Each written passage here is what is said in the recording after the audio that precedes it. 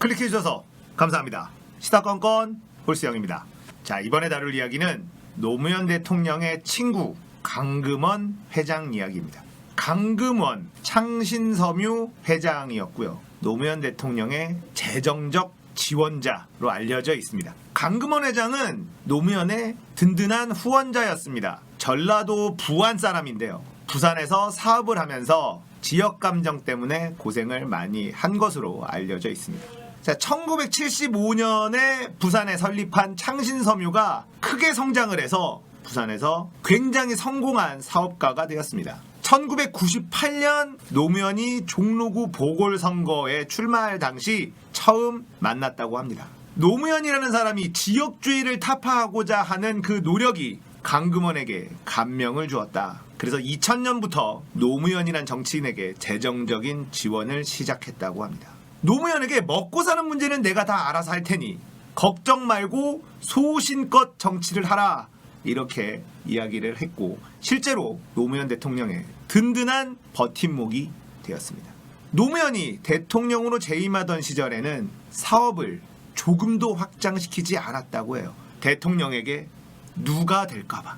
또 노무현은 대통령이 된 이후에 자기 측근들을 요직에 거의 챙겨주지 못했어요. 기억나시죠? 코드 인사, 회전문 인사, 이런 것으로 엄청난 언론의 공격을 당했었죠. 그래서 노무현 대통령은 자신과 정치적 고락을 같이 했었던 최측근들을 많이 챙겨주지 못했습니다. 요직에 앉히지 못했어요. 그때 강금원 회장이 가난한 친노 인사들을 챙겼다고 합니다. 노무현이 대통령 하는 동안에 사고 치지 말라고 생활비를 대주었다고 합니다. 노무현이 너무나 싫었던 검찰은 이 강금원과 노무현 사이의 비리를 파헤치기 시작합니다. 그런데 찾아내지를 못했죠. 그러다가 박연차 게이트가 터집니다. 그러면서 노무현과 강금원을 압박하기 시작을 했습니다.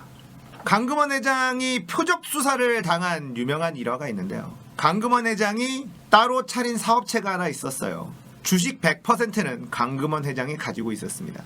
그래서 그 회사 돈을 개인적으로 빼서 쓰고 다시 그 회사에 넣어놨습니다. 자, 이걸 횡령으로 검찰이 걸고 넘어집니다.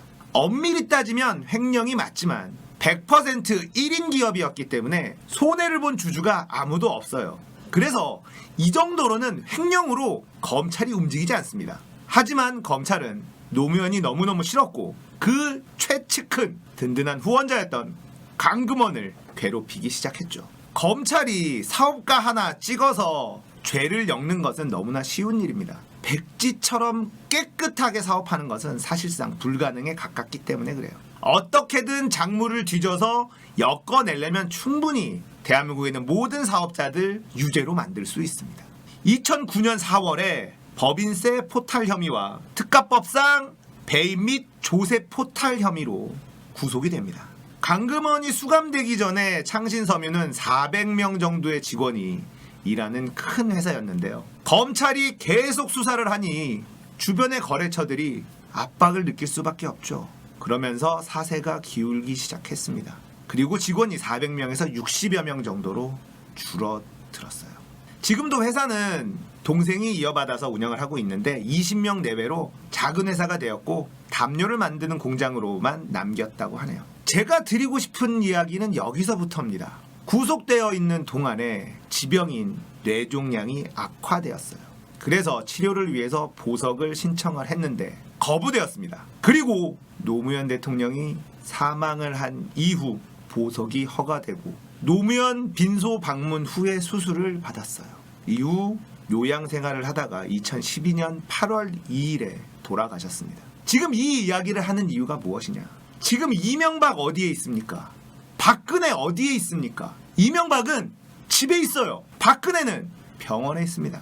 그들의 병명이 뭐죠? 노무현을 도와줬다는 이유로 뇌종양이란 질병이 악화되고 있었지만 보석을 거부한 것이 지금의 대한민국 기득권들입니다. 노무현 대통령이 목숨을 끊고 나서야 보석을 허락해줬고, 강금원 회장은 노무현 대통령의 빈소를 방문 후에 수술을 받았습니다. 그리고는 돌아가셨어요.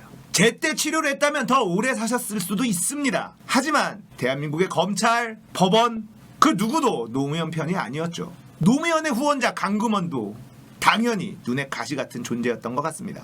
뇌종양이라는 질병이 악화되고 있지만 보석을 거부한 지금의 대한민국 기득권들입니다.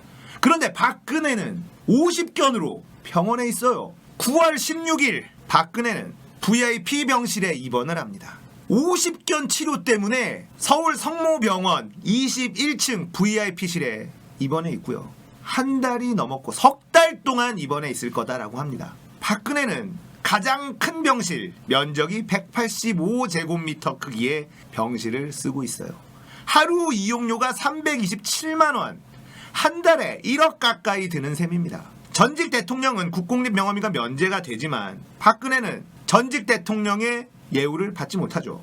사립병원이기 때문에 전부 본인이 부담해야 된대요.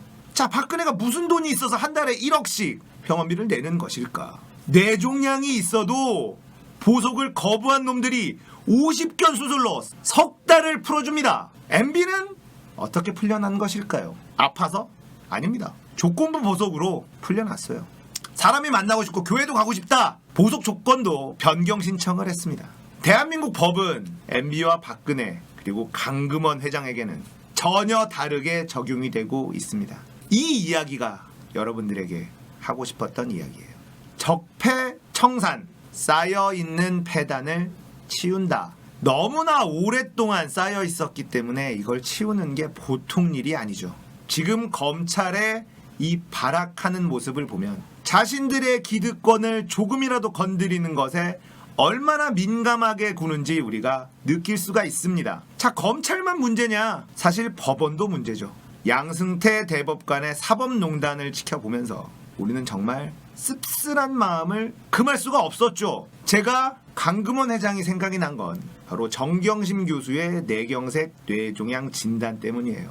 이 사람들은 사람 하나 죽어나가도 눈 하나 까딱 안 하는 것들입니다. MB는 뇌물, 횡령 등의 혐의로 징역 15년형을 선고받았어요. 그런데 2심에서 조건부 보석으로 풀어줍니다. 박근혜는 어깨가 아프다면서 50견 수술을 하는데 3개월 동안 VIP 병동에서 푹 쉬고 있습니다. 만약에 정경심 교수가 구속된다면 어떻게 될까요? 강금원 회장처럼 뇌종양이라는 병이 악화되고 있어도 안 풀어줍니다. 윤석열 검찰총장이 얘기하는 법과 원칙대로 검찰이 얘기하는 법과 원칙이 사람에 따라 달라집니다. 자, 지금 구속영장이 신청되어 있는데요. 굉장히 불안해하는 분들이 많습니다. 왜냐하면 정경심 교수의 영장을 심사하는 판사가 바로 윤석열 협박범을 구속시킨 판사이기 때문에 그렇습니다. 우리가 사법부마저도 확실하게 믿지 못하기 때문에 하루하루가 불안한 상황입니다. 분명한 것은 구속영장이 기각될 확률이 훨씬 높지만 구속영장을 발부할지도 모르겠다는 불안한 마음이 계속 생기는 거죠. 분명한 건 검찰도 법원도 국민을 무시하는 것은 마찬가지다. 국민들 무서운 줄 안다면 그야말로 진짜 법과 원칙대로 처리해야 될 텐데 이들은 그렇지가 않아요. 이재용 삼성전자 부회장의 2심 판결 정말 기가 막힌 명문이 나왔죠. 돈을 해외로 불법으로 내보내는 것이 가장 빼도 박도 못하는 그런 범죄이거든요. 그래서 많은 법조인들이 이재용에게 저 해외로 자금을 내보낸 것은 빼도 박지 못할 것이다 이렇게 생각을 했는데 2심 재판부는 늘 그렇게 하고 있었기 때문에 범죄로 보기 어렵다라는 명재판문을 남깁니다. 아, 나쁜 짓을 지속적으로 하면 나쁜 짓이 안 되는구나 이런 이야기를 뻔뻔하게 판결문에 그대로 옮겨놨어요. 이런 곳이 대한민국 사법부이기도 하기 때문에 우리가 정경심 교수의 구속영장이 기각되지 않을 수도 있다라는 불안감을 늘 가지고 있는 겁니다. 강금원 회장 많은 분들이 잘 모르죠. 알지만 잊고 있었던 분들도 많이 계십니다. 그래서 노무현 대통령의 든든한 후원자였던 강금원 회장 이야기를 꺼내봤어요. 그리고 대한민국 검찰과 법원의 법과 원칙은 사람에 따라서 달라진다. 이 이야기를 하고 싶었습니다. MB는 집에서 편하게 쉬고 있고 박근혜는 50견 수술로 한 달에 1억씩 들어가는 병실에서 3달 동안 푹 쉬고 있을 거랍니다. 강금원 회장이 조금 더 빨리 치료를 받았다면 아직 살아 계실 수도 있죠. 대한민국 언론은 이런 이야기를 잘 안 해줍니다. 이명박과 박근혜 지금 어떻게 생활하고 있는지 한번 확인하는 게 좋겠다라는 생각이 들어서 강금원 회장님 이야기까지 한번 꺼내봤네요. 자, 오늘 이야기 여기까지입니다. 공감되셨다면 구독, 좋아요, 알림 설정 눌러주십시오. 감사합니다. 끝!